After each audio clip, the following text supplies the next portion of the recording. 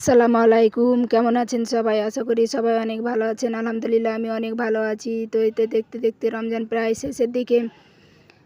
আজকে শবে বরাত ২৭শে রমজান। আল্লাহ যেন সবার মনের আশা পূরণ করেন। আল্লাহ যেন সবাইকে সুস্থ রাখেন, ভালো রাখেন। এ রমজান কার ভাগ্যে আছে, কার ভাগ্যে নাই সেটা আল্লাহ জানে।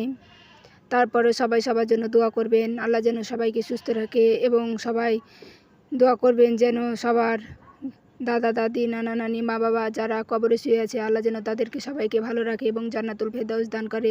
তো এই তো আমি বাসার সব কিছু রুমে ময়লা হয়ে আছে, তো সেগুলোকে পরিষ্কার করতে দিয়েছি। তারপর তো কাপড়গুলো ধুয়ে নিব, কারণ আর কয়েকটা দিন পরই রমজান, আর কাজগুলো অল্প অল্প করে শেষ করে দিব, কারণ রোজা রেখে বেশি করে কাপড় পরিষ্কার করা বা কোনো কাজ করা সেটা সম্ভব না। আর অনেক রোদ পড়েছে, তো সেহেতু হালকা হালকা করে একটু একটু করে কাপড়গুলোকে খেঁচে নিব, পরিষ্কার করে নিব।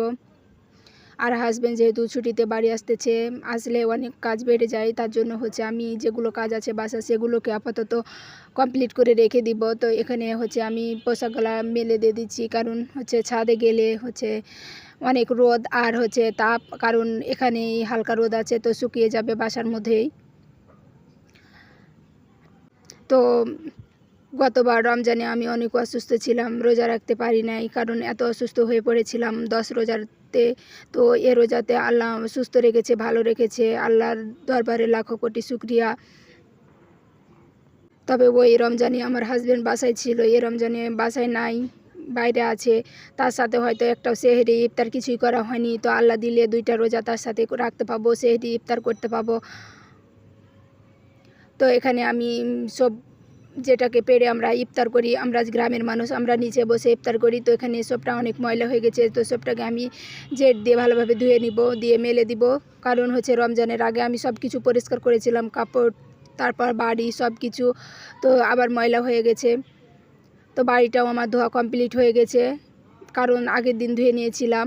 তো এখানে আমি সজনে ডাঁটা, আলু আর পেঁয়াজ দিয়ে ভাজি করব, কুচি কুচি করে পেঁয়াজ দিয়ে দিয়েছি। তো এখানে ভাজি করব, কারণ এখন সজনে ডাঁটার দাম অনেক, তারপর খেতে অনেক মজা। আসলে দামের জিনিসগুলো মনে হয় খেতে বেশি টেস্ট লাগে। তারপর এখানে আমি সোনালি মুরগি রান্না করব, যেহেতু ছেলের আব্বু আসতেছে। তো ওই বলছে যে আমি সবজি খাবো, আমাকে গোশ মাছ অত খেতে ভালো লাগে না, কারণ ঢাকা শহরে অত সবজি খেতে পাই না। তো তোমার হাতে রান্না সবজি খাবো। তো আমি তার জন্য লাল শাক রান্না করেছি, সজনে ডাঁটা, আর এখানে মাংস রান্না করব। তো মাংস রান্না করা হলে আমার রান্না কমপ্লিট হয়ে যাবে। তো আমি মাংসটাকে ভালোভাবে ধুয়ে নিব, তারপর কষিয়ে আমি রান্না করব। তো এই যে আমার রান্না কমপ্লিট। এখানে মুরগির মাংস রান্না করেছি, এখানে সজনে ডাঁটা, আলু আর পেঁয়াজ দিয়ে ভাজি করেছি, এখানে লাল শাক ভাজি করেছি, কারণ লাল শাকটা আমার হাজব্যান্ড অনেক পছন্দ করে। তো সে যখন আসতেছে অবশ্যই খাবে। আসলে একটা মানুষ যখন বাইরে থাকে মনে হয় বাসা গেলে সব কিছুই খাবো, সব কিছুই ভালো লাগে। বাড়ির জিনিসের স্বাদ আলাদা, বাড়ির জিনিসে অনেক মিস করে।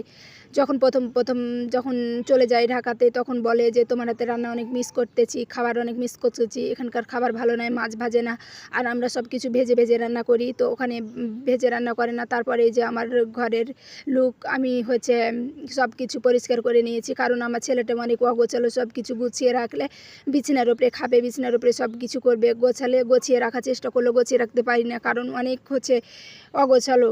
তারপর আমি বলেছি যে আব্বু তুমি রুমটাকে অগোছালো করিয়ে রাখো, হুঁশ হয়েছে, বড় হয়েছে, হুঁশ করো। কিন্তু বলছে ঠিক আছে আম্মু। তারপরে আমি রুমটাকে ধুয়ে টুয়ে পরিষ্কার করে নিয়েছি সব কিছু। বিছানা ছাড়া তার কোনো কাজ নাই, ধুলা বালি নিয়ে বিছানায়, সব কিছু নিয়ে বিছানায়, ধুলা বালি নিয়ে খেললেও বিছানায়। তো ভিডিওটি এ পর্যন্ত, সবাই ভালো থাকেন, সুস্থ থাকেন, আল্লাহ হাফেজ।